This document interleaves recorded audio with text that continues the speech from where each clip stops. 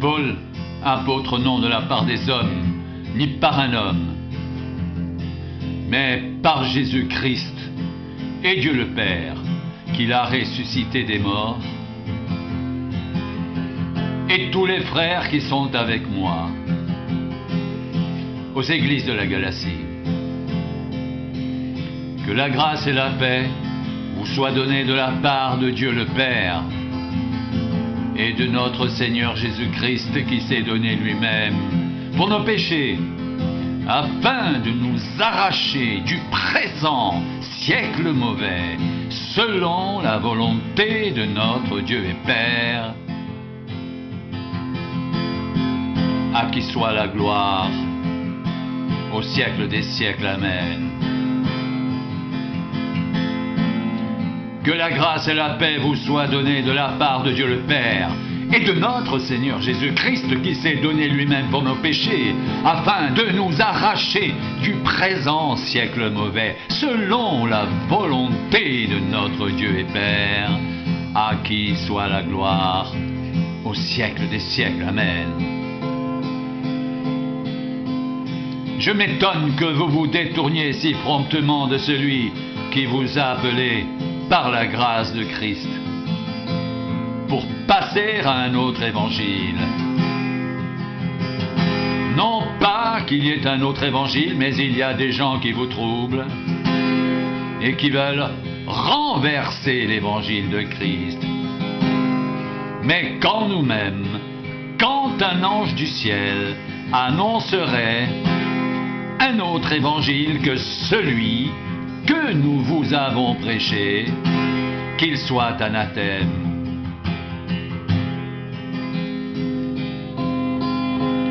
Nous l'avons dit précédemment, et je le répète à cette heure, si quelqu'un vous annonce un autre évangile que celui que vous avez reçu, qu'il soit anathème. Et maintenant, est-ce la faveur des hommes que je désire ou celle de Dieu ?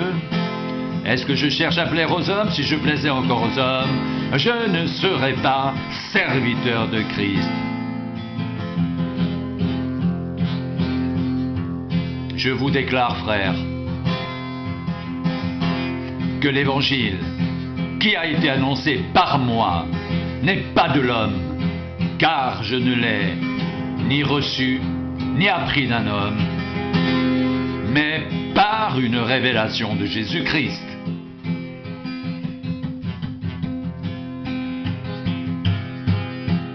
Je vous rappelle, frères, l'évangile que je vous ai annoncé, que vous avez reçu, dans lequel vous avez persévéré, et par lequel vous êtes sauvés, si vous le retenez, tel que je vous l'ai annoncé, autrement vous auriez cru en vain.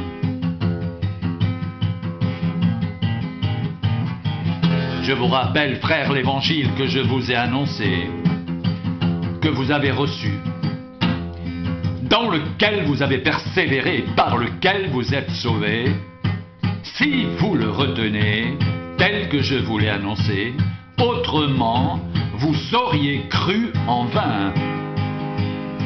Je vous ai enseigné avant tout, comme je l'avais aussi reçu, que Christ est mort pour nos péchés, selon les Écritures,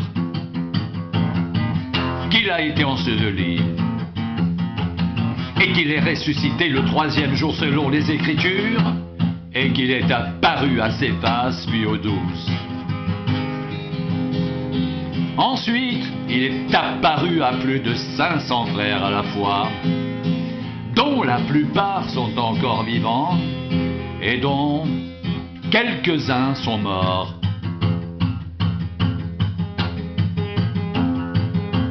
Ensuite, il est apparu à Jacques, puis à tous les apôtres. Après eux tous, il m'est apparu à moi, comme à l'avorton, car je suis le moindre des apôtres. Je ne suis pas digne d'être appelé apôtre, parce que j'ai persécuté l'Église de Dieu.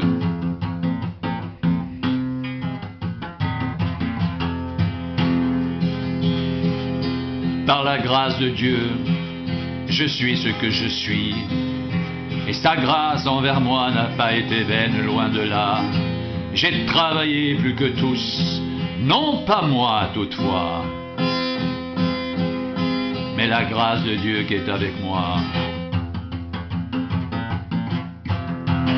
Ainsi donc, que ce soit moi,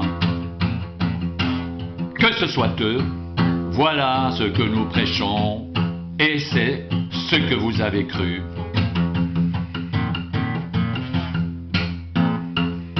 Oh, si vous pouviez supporter de ma part un peu de folie. Mais vous me supportez, car je suis jaloux de vous, d'une jalousie de Dieu, parce que je vous ai fiancé un seul époux, pour vous présenter à Christ comme une vierge pure.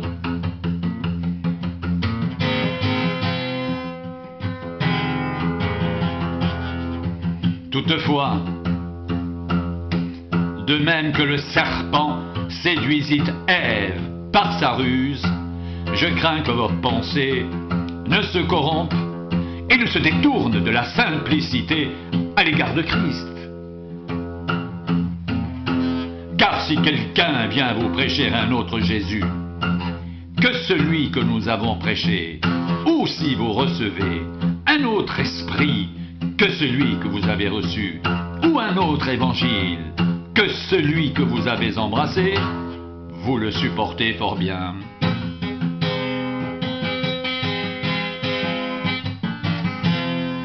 Or, j'estime que je n'ai été inférieur en rien à ces apôtres, par excellence. Si je suis un ignorant sous le rapport du langage, je ne le suis point sous celui de la connaissance. Et nous l'avons montré parmi vous, à tous égards et en toutes choses. Ces hommes-là sont de faux prophètes, des ouvriers trompeurs déguisés en apôtres de Christ. Et cela n'est pas étonnant, puisque Satan lui-même se déguise en ange de lumière. Il n'est donc pas étrange que ces ministres aussi se déguisent en ministres de justice.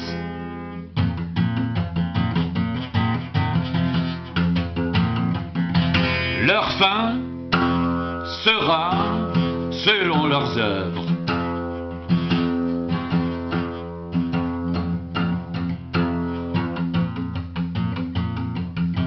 C'est pourquoi,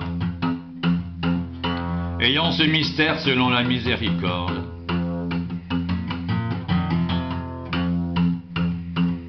c'est pourquoi, ayant ce ministère selon la miséricorde qui nous a été faite,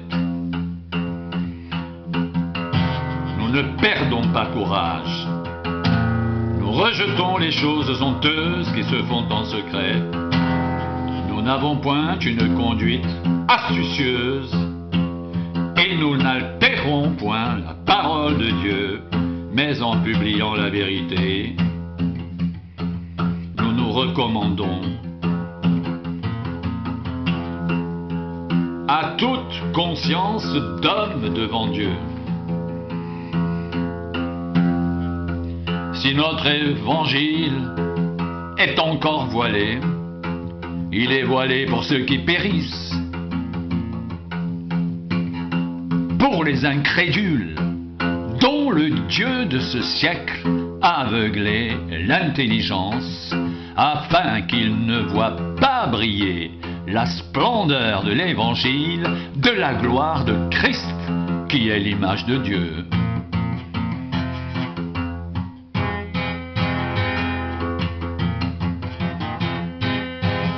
Nous ne nous prêchons pas nous-mêmes, c'est Jésus-Christ le Seigneur que nous prêchons. Et nous nous disons vos serviteurs à cause de Jésus. Car Dieu qui a dit, la lumière brillera du sein des ténèbres, a fait fait briller la lumière dans nos cœurs pour faire resplendir la connaissance de la gloire de Dieu sur la face de Christ. Et nous portons ce trésor dans des vases de terre, afin que cette grande puissance soit attribuée à Dieu et non pas à nous.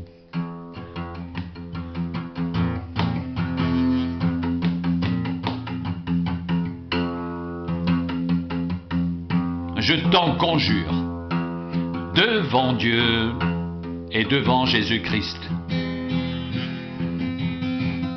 qui doit juger les vivants et les morts, et au nom de son apparition et de son royaume.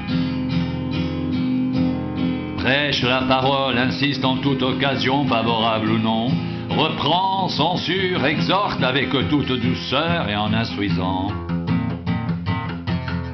Car il viendra un temps où les hommes ne supporteront pas la saine doctrine, mais ayant la démangeaison d'entendre des choses agréables, ils se donneront une foule de docteurs selon leurs propres désirs, détourneront l'oreille de la vérité et se tourneront vers les fables. Mais toi, sois sobre en toutes choses. Supporte les souffrances. Fais l'œuvre d'un évangéliste. Remplis bien ton ministère. Car pour moi, je sers déjà de libation. Et le moment de mon départ approche. J'ai combattu le bon combat. J'ai achevé la course. J'ai gardé la foi.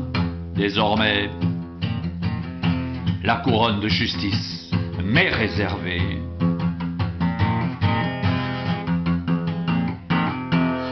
Le Seigneur, le juste juge, me la donnera dans ce jour-là, et non seulement à moi, mais encore à tous ceux qui auront aimé son avènement.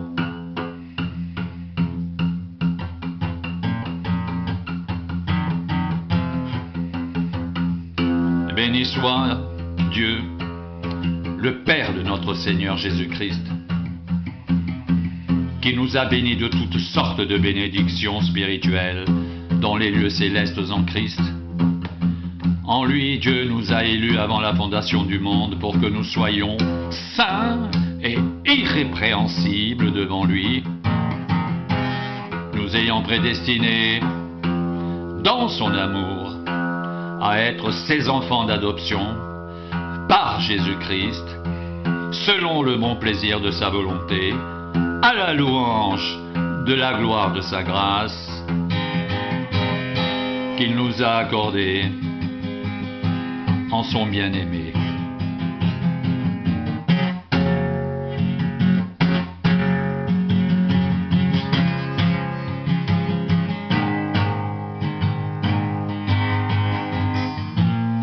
En lui, nous avons la rédemption par son sang, la rémission des péchés, selon la richesse de sa grâce que Dieu a répandue abondamment sur nous, par toute espèce de sagesse et d'intelligence, nous faisant connaître le mystère de sa volonté selon le bienveillant dessein qu'il avait formé en lui-même, pour le mettre à exécution lorsque les temps seraient accomplis de réunir toutes choses en Christ, celles qui sont dans les cieux et celles qui sont sur la terre.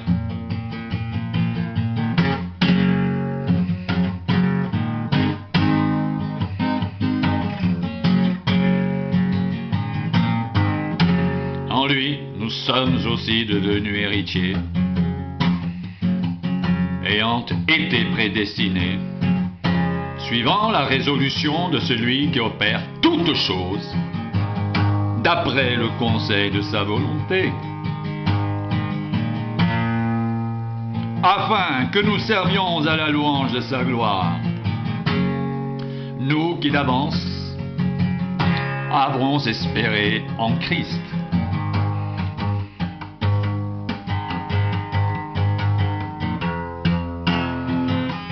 En lui, nous sommes aussi devenus héritiers, ayant été prédestinés suivant la résolution de celui qui opère toutes choses, d'après le conseil de sa volonté, afin que nous servions à la louange de sa gloire, nous qui d'avance avons espéré en Christ.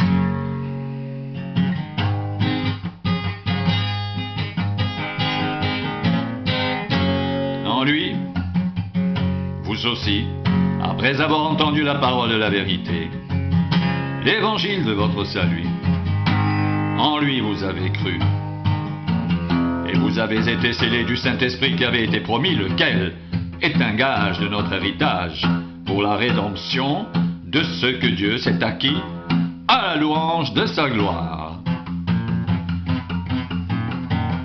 En lui, nous avons la rédemption par son sang, la rémission des péchés selon la richesse de sa grâce, que Dieu a répandue abondamment sur nous, par toute espèce de sagesse et d'intelligence, nous faisant connaître le mystère de sa volonté selon le bienveillant dessein qu'il avait formé en lui-même pour le mettre à exécution lorsque les temps seraient accomplis, de réunir toutes choses en Christ, celles qui sont dans les cieux et celles qui sont sur la terre. En lui, nous sommes aussi devenus héritiers, ayant été prédestinés, suivant la résolution de celui qui opère toutes choses, d'après le conseil de sa volonté, afin que nous servions à la louange de sa gloire, nous qui d'avance avons espéré en Christ. En lui, vous aussi, après avoir entendu la parole de la vérité, l'évangile de votre salut, en lui vous avez cru, et vous avez été scellés du Saint-Esprit qui avait été promis, lequel est un gage de notre héritage pour la rédemption de ceux que Dieu s'est acquis à la louange de sa gloire. Béni soit Dieu le Père de notre Seigneur Jésus-Christ, qui nous a bénis de toutes sortes de bénédictions spirituelles dans les lieux célestes en Christ.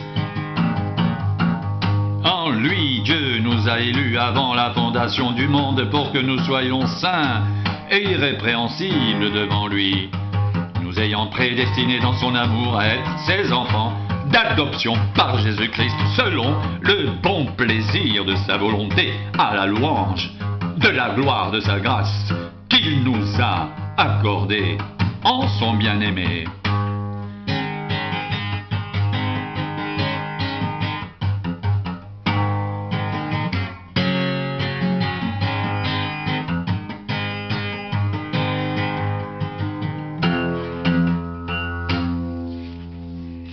Bien-aimés,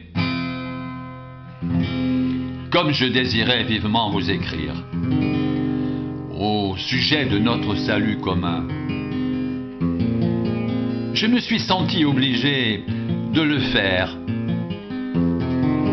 afin de vous exhorter à combattre pour la foi qui a été transmise aux saints une fois pour toutes. Car il s'est glissé parmi vous certains hommes dont la condamnation est écrite depuis longtemps, des impies qui changent la grâce de notre Dieu en dissolution et qui renient notre seul Maître et Seigneur, Jésus-Christ.